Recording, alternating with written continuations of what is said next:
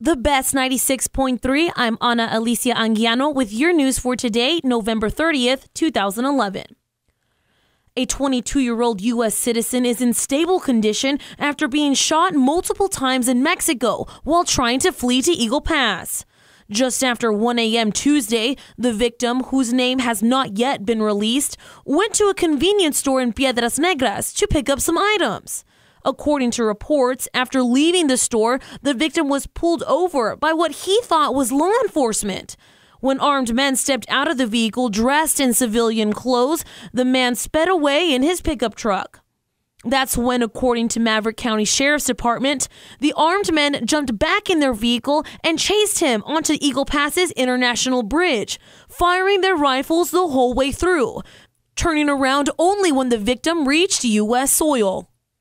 According to reports, the victim had multiple wounds to his chest and arm.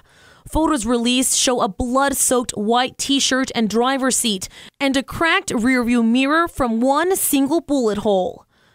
Officials say there was extensive damage to the victim's pickup truck, which was searched for illegal imports, but that search turned up nothing.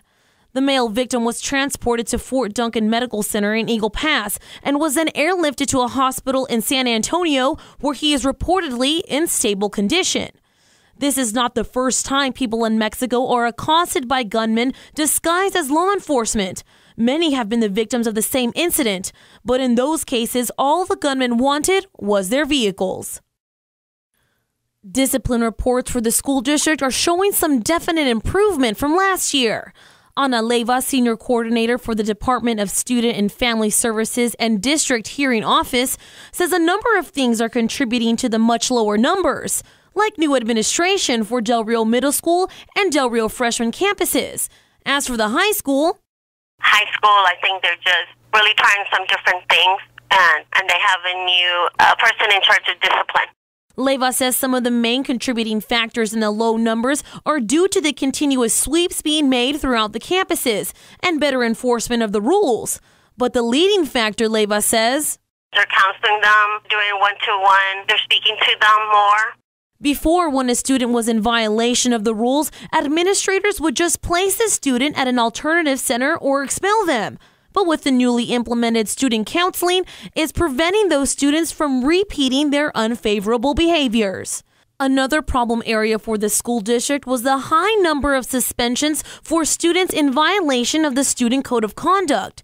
Just from October 13th to October 31st of this year, 154 students were in violation of the Code of Conduct. The highest numbers were at the high school and freshman campuses. Leyva says a lot of those violations and suspensions were for students not following the dress code. But this go-round, it's a whole different ballgame. This year what they're doing is either they're providing the clothing or they're asking the parents to bring them clothes.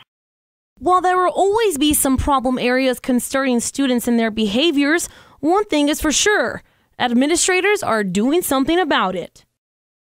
You can catch us every weekday with your up-to-date, up-to-the-minute news. Follow us on Twitter, KTDR-FM, or on our webpage, thebestktdr.com. With your radio news, I'm Ana Alicia Anguiano. This segment brought to you by Buffalo Wings and Rings of Del Rio. Great food, no bull.